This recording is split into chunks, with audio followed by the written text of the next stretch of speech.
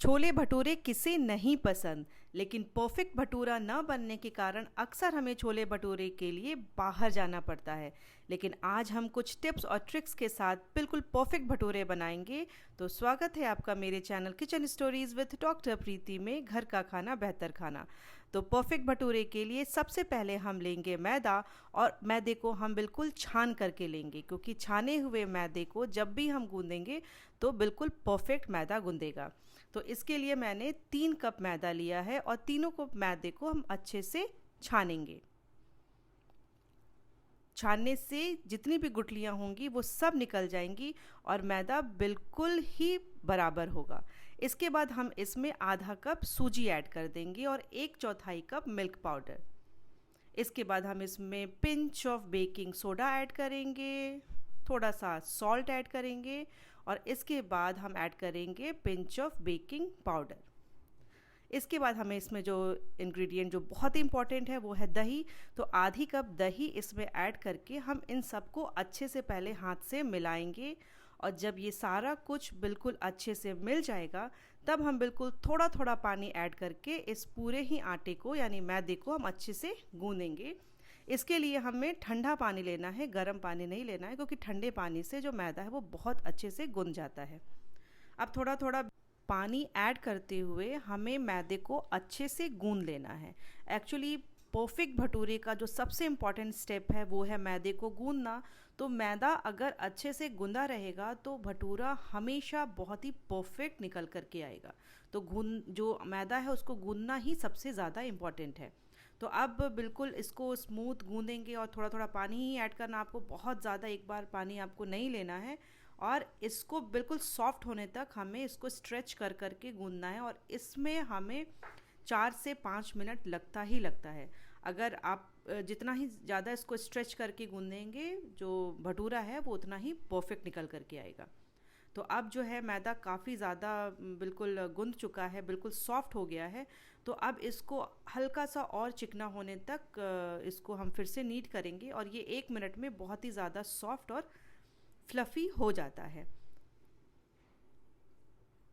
अब ये काफ़ी अच्छे से गूंद गया है।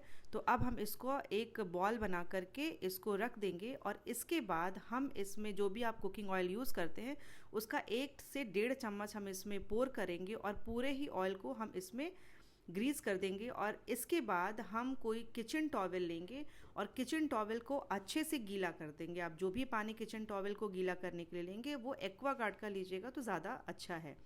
इसके बाद गीले किचन टॉवल को इससे हम कवर कर देंगे, और इसके बाद हम इसको मिनिमम 1 घंटे तक रख छोड़ेंगे। इसके बाद मेरा छोला भी रेडी है। इस छोले की अगर रेसिपी आपको चाहिए तो आप कमेंट सेक्शन में कमेंट करिएगा।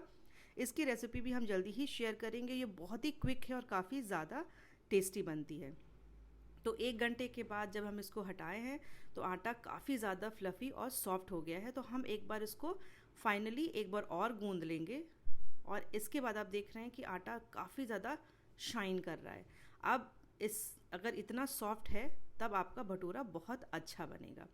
अब हम इसकी छोटे छोटी लोइयाँ निकाल लेंगे, छोटे छोटे बॉल्स बनाएंगे। तो इसके लिए अब हमने थोड़ा सा आटा जो मैदा है उसको निकाला है। अब इसके छोटे छोटे बॉल्स बनाएंगे, और उन बॉल्स को भी हमें हथेलियों से सॉफ्ट करना है। हथेलियों के बीच में रखते हुए इस तरीके से आप इसको सॉफ्ट कर लेंगे। अब ये इतना ज़्यादा अच्छा आटा गूंद जाता है कि जब भी आप इसको बेलेंगे तो ये बहुत ही स्मूथली आप इसको बेल पाएंगे। लेकिन अगर आपका मैदा अच्छे से गूंदा नहीं होगा तो जब भी आप बेलेंगे वो पूरा मैदा जो है वो सिकड़ करके बीच में आ जाएगा।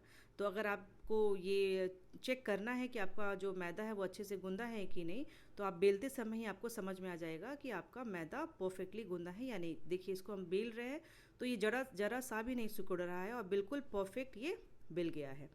अब जो है हम भटूरे को फ्राई करेंगे। तो फ्राई करने से पहले जब भी आप भटूरे को उठाएं तो आप उसको बिल्कुल ऐसे स्ट्रेच करते हुए उठाएं। अब क्या है, अब तेल गरम हो चुका है तो अब गर्मा गर्म तेल में हम इस भटूरे को डाल देंगे, और डालने के तुरंत बाद जो भी आपका पलटा है हम उस पलटे से इस भटूरे को नीचे की तरफ प्रेस करेंगे तो भटूरा बिल्कुल फूल जाएगा। तो अगर इस तरीके से आपका आटा गूंदा हो तो जितने भी भटूरे होते हैं वो बिल्कुल फूले फूले निकलते हैं, बिल्कुल परफेक्ट निकलते हैं। अब आप देखिए तेल में डालते ही भटूरा कुछ सेकंड में ही बिल्कुल फूल करके एकदम ऊपर आ गया है और कितना अच्छा ये बिल्कुल एक शेप ले लिया है और एकदम फूला फूला सा है। तो इसी टिप्स और ट्रिक्स को अगर आप यूज़ करते हैं तो आपका भटूरा हमेशा परफेक्ट निकलेगा और आपको छोला भटूरा खाने के लिए बाहर जाने की भी ज़रूरत नहीं होगी। बिल्कुल परफेक्ट भटूरा आप घर पर बनाएंगे और छोले भटूरे को एंजॉय कर सकेंगे। तो उम्मीद करते हैं कि आपको ये रेसिपी पसंद आई होगी और मैंने इसको सर्व किया है कुछ सैलेड के साथ और घर पे बने हुए बहुत ही ज़्यादा टेस्टी छोले के साथ और परफेक्ट भटूरे के साथ। अगर इस छोले की रेसिपी चाहिए तो आप कमेंट कर सकते हैं, इसकी रेसिपी भी हम जल्दी ही शेयर करेंगे। बहुत ही क्विक बनती है और काफ़ी ज़्यादा टेस्टी होती है। तो उम्मीद करते हैं कि आपको ये रेसिपी पसंद आई होगी। अगर पसंद आई होगी तो आप बनाइएगा। बनाने के बाद अगर अच्छी बनती है तो आप मेरे से अपना फीडबैक भी शेयर करिएगा। अगर आपको मेरी वीडियोस पसंद आते हैं तो आप कमेंट करिएगा, लाइक करिएगा, फ्रेंड्स और फैमिली में शेयर करिएगा और हाँ, जाते जाते मेरे चैनल को सब्सक्राइब भी करिएगा। So thank you for watching. Bye bye and take